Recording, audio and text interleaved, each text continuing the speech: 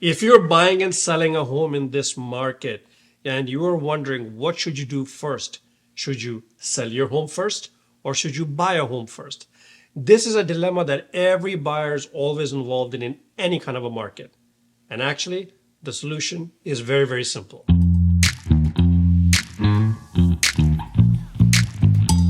Welcome back to our channel, Get Samir, Get Sold, for yet another video about real estate in Oakville. So most buyers, when they're buying a home and selling a home, they are always wondering what should they do first, right? So for example, if they are looking at the current market, well, they know that selling a home is not the easiest, but they're looking at homes and they, let's say, stumble upon a home that they just love. They're like, wow, this is a great home. This is actually our perfect home. Should they buy it? Okay. Or let's flip to a market when it was very, very easy to sell a home. All right. So you get into a market and you're like, wow, you know what? I really, really want my peace of mind. I don't want to indulge in a situation where I'm carrying two homes. So I'm not going to buy a home until I sell my home first. Is that the right thing to do? Well, actually, in any market, the thing that you should do first is what is hard to do. Meaning that if homes are not selling and you want to buy and sell, you must sell your home first. And if you're in a market where homes are selling very, very fast, remember those days? So you remember those times where you would see a home come on the market. Oh, we're listed at $899 and today's Tuesday. We're taking offers on the next Monday. People are rushing to see the home. Okay, the agent holds an open house. There's hordes of people coming through the open house. Oh yeah, we just had an open house, and your agents would be like making reels. Oh yeah, we just had 35 families come through this open house. That's right. You know what? In any market, yes, agents have skills and they have to use all the tools that are available to them, but it's the market that dictates everything. And as a buyer and a seller, that's exactly what you have to keep in mind when you are buying and selling. The one thing you should always do, which is, can get pretty risky if you're buying and selling in different markets. For example, you must have heard of people, oh yeah, you know what, we bought a home 2 years ago, a pre-con, and we think, the market is just going crazy. So we're going to basically buy this home. We have frozen the price of the home that we have bought. And 2 years later, when the home is ready for us to take possession, we'll sell our home then. When you are buying and selling in different markets, you are taking a massive risk. Okay. So how many of you know, I'm sure you know somebody, let's say in the Toronto condo market, who had bought a condo 4 years ago. Okay. Market was crazy. Interest rates were great. Somebody bought a pre-con condo. Now it's come up. Guess what?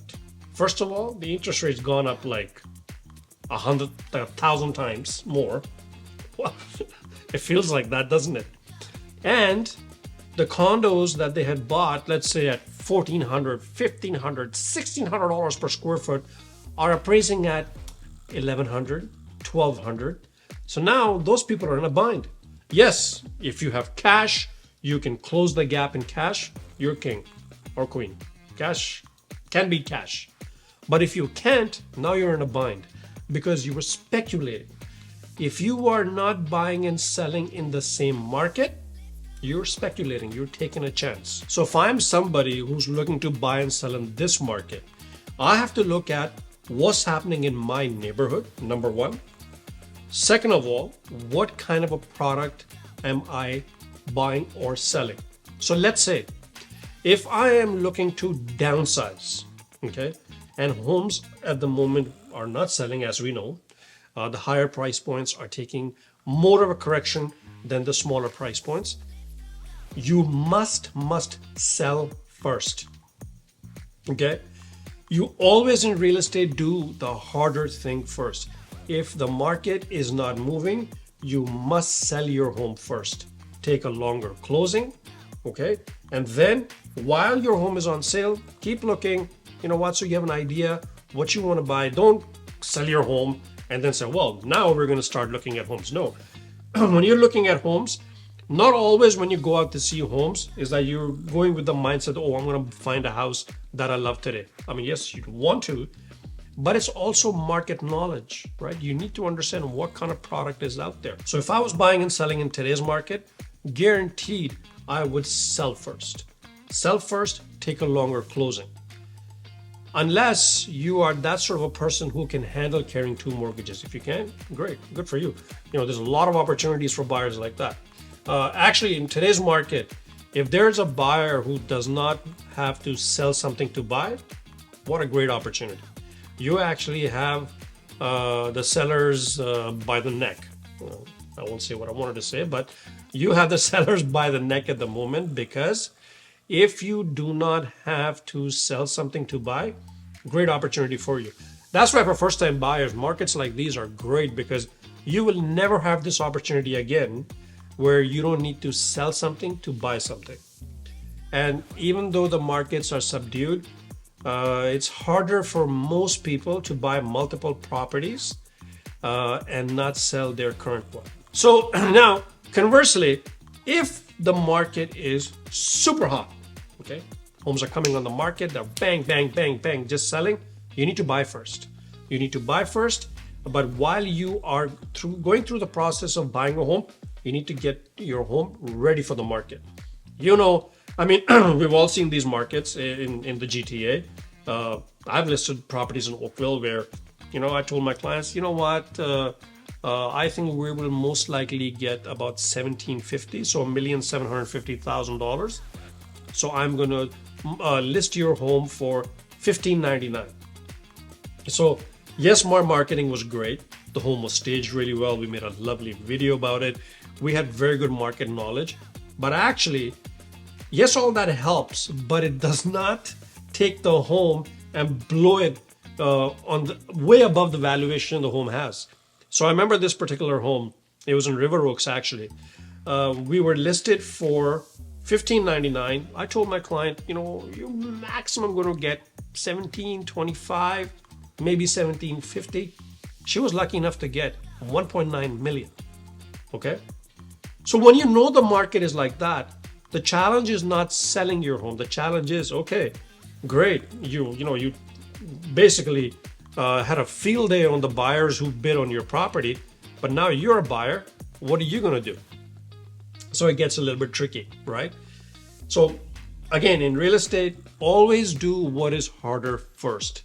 You need to have market knowledge though. You need to know exactly what's happening in your neighborhood. You need to know exactly what's happening in the neighborhood you're going to move to. If it's not the same neighborhood you're in right now, you need to know the product you're looking at in both ways. So if you're selling a townhouse, you need to know what's the townhouse market like. If you're buying a detached, you need to know what the market is for a detached home in the neighborhood. People think that real estate only moves with interest rates. I mean, yes, a lower interest rate helps, a higher interest rate doesn't. We all are seeing it, we all are feeling it, so that is true. However, people move in every market.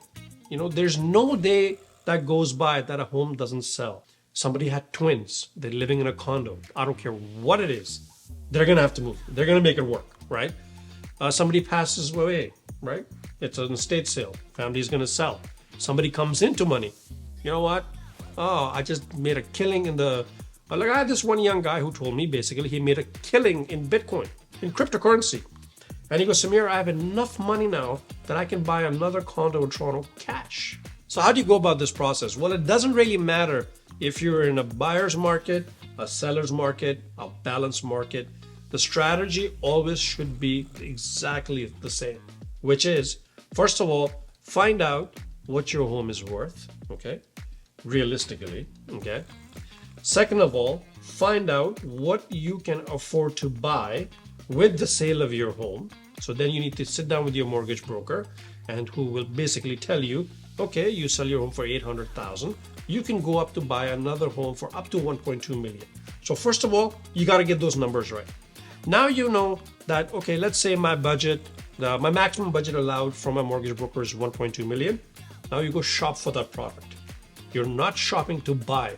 You're shopping for market knowledge. So once you have the plan of action, then you move forward.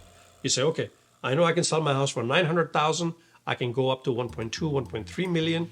I know what I want to buy. And then you do what is the harder sale first. If it's market like we are in right now, you must sell first. Take a longer closing, okay? If we're in a seller's market, then you must buy first and then sell your home. Whatever you do, what you don't want to do is put your family in a stressful situation. You don't want to be carrying two mortgages in any market, no matter how good or how bad the rate is. Nobody needs that stress just when you're making this move to improve your lifestyle for your family. So if you found this video informative, give it a like, click on that bell icon, subscribe to our channel. Thank you for watching, and I'll see you in the next video. You take care.